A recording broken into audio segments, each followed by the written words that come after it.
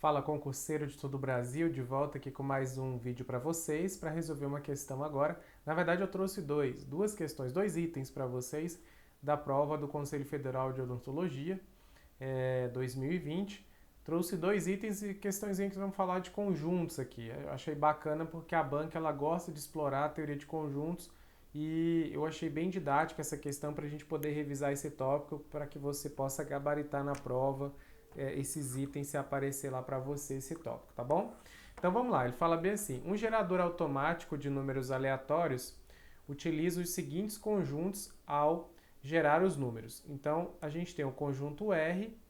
O conjunto R é o conjunto de todos os números inteiros divisíveis por 2, tá? Então, divisíveis por 2, pessoal, se vocês lembrarem ali, de certa forma, falando de maneira simplificada para vocês, seriam os números da tabuada do 2, né? São os números, né, que a gente consegue fazer a divisão ali. Então, a gente tem o 0, o 2, o 4, o 6, o 8 e por aí vai, tá? São os números divisíveis ali por 2. Você consegue pegar o 2 ali e dividir ali por 2. Agora, ele fala bem assim: S é o outro conjunto, S, o conjunto de todos os números inteiros divisíveis por 3, tá? Então, S já são os divisíveis aqui por 3. Então, é 0, 3, 6, 9, 12 e por aí vai, certo? E aí ele vem e fala bem assim: o conjunto T também, existe o conjunto T. O conjunto T aqui é o conjunto de todos os números inteiros divisíveis por 6. Então é só pensar na tabuada dos 6. Então 0, 6, 12, aqui 18 e por aí vai, tá? Você não precisa exibir todos os elementos, basta exibir alguns elementos aqui para você poder olhar e falar: não, agora eu consigo comparar.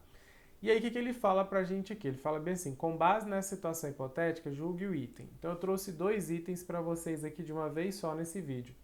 O primeiro item, ele fala bem assim, ó: o conjunto T, que são aqui, ó, dos divisíveis por 6, é um subconjunto de S, tá? Então, ó, T é um subconjunto de S. Ele quer saber, então, se esse conjunto T ele participa, ele acaba sendo um subconjunto ali de S. E o outro caso aqui, ele fala bem assim: a intersecção de R e S é um conjunto vazio. Tá? Então a gente tem essas duas situações aqui para analisar.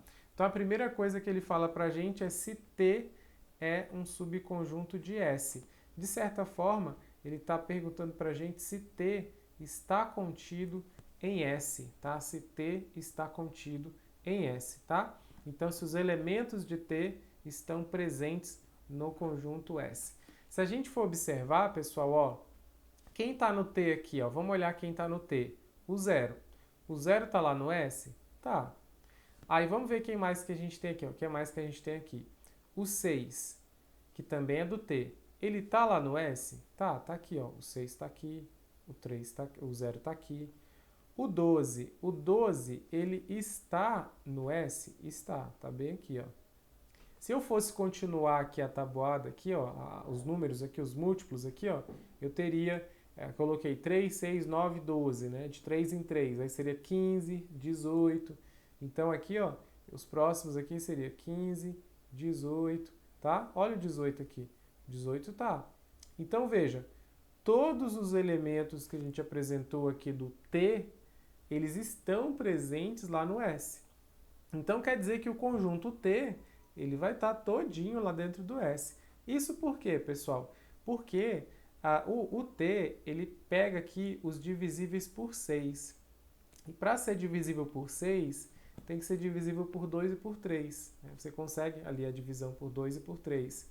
Então, por isso que você vai ter o conjunto T todinho lá dentro do conjunto S. Se você colocar mais elementos do T, você vai encontrar esse elemento também lá no S, tá? Então, os elementos da tabuada do 3, certo?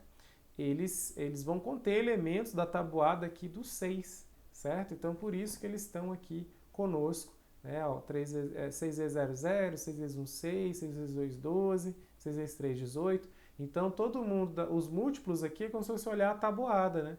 Então, a tabuada do 6 ela vai estar contida na tabuada ali do 3, porque são múltiplos ali.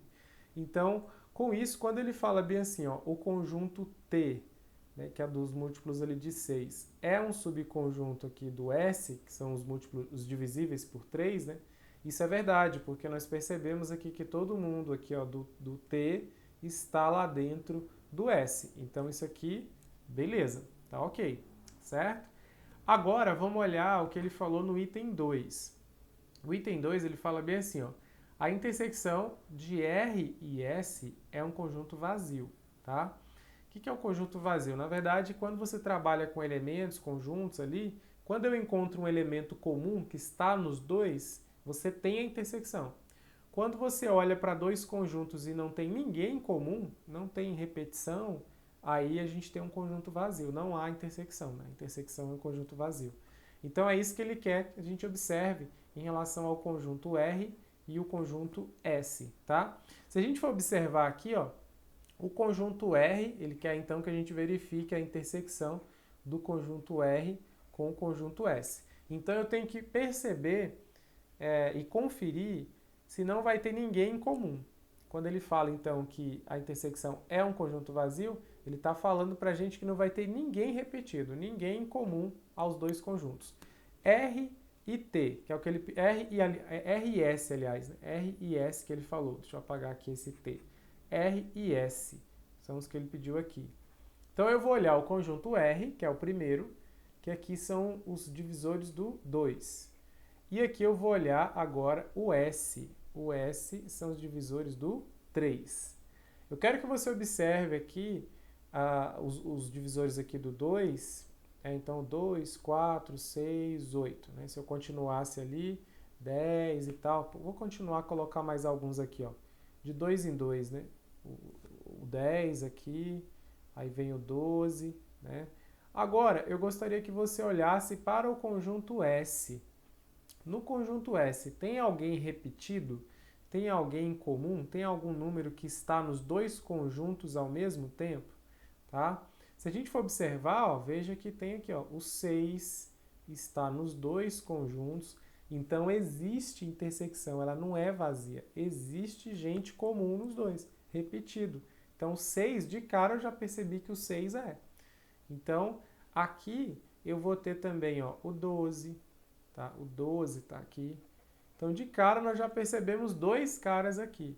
Mas se eu fosse avançar de 2 em 2, eu ia chegar no 18. Em algum momento, por exemplo, eu ia chegar no 18. Veja que o 18 está no conjunto S e ele vai estar no R também.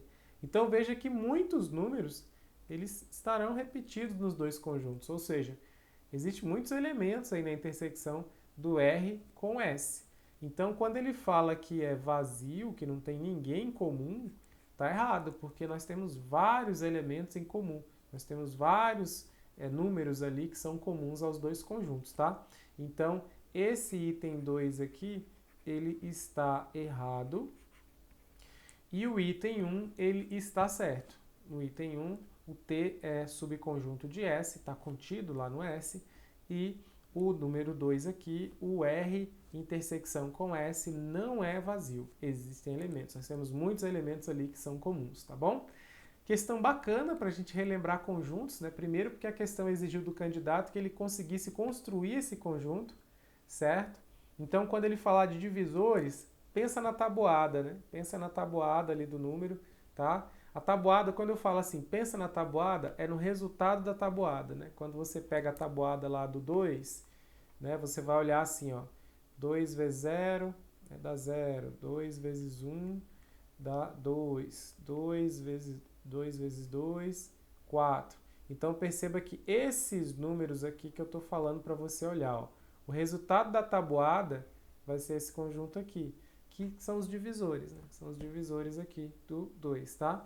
E do 3 a mesma coisa, tabuada, o resultado da tabuada do 3, o resultado da tabuada ali do 6. Então, a maneira que eu tento simplificar a linguagem para vocês, só para ver se fica mais claro na hora de você lembrar, na hora de resolver a questão ali, tá bom? Então, mais uma questãozinha para vocês e a gente avança. Vocês sabem que vocês podem contar comigo. A gente sempre está liberando vídeos aqui semanalmente para vocês na Banca Quadrix aí, rumo a aprovação. Contem comigo sempre e até mais.